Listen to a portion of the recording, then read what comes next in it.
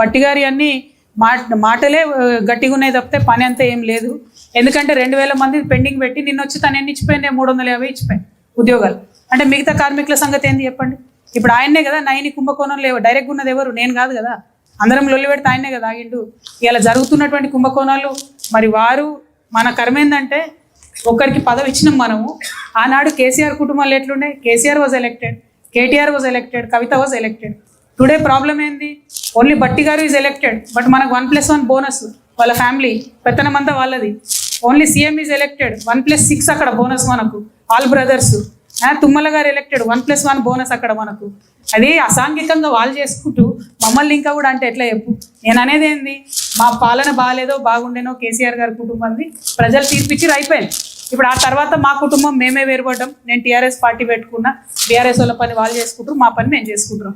ఇప్పుడు గడిచిపోయిన చరిత్ర అంతా తవ్వి ఇప్పుడున్న బాధ్యత బట్టి గారు తప్పించుకుంటున్నారు. మేము బట్టి గారిని కోరేది ఒకటే, ముందు మీరు అవినీతి తగ్గించుకోండి బట్టి గారు, మీరు పర్సంటేజ్లు తగ్గించుకోండి, మీ ఫ్యామిలీ ఇంటర్వెన్షన్ తగ్గించుకోండి.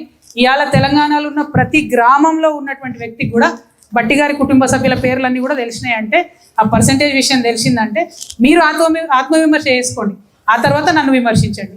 బొగ్గులో మాత్రం మీరు అన్యాయం చేస్తున్నారు, అది సవరించుకోండి.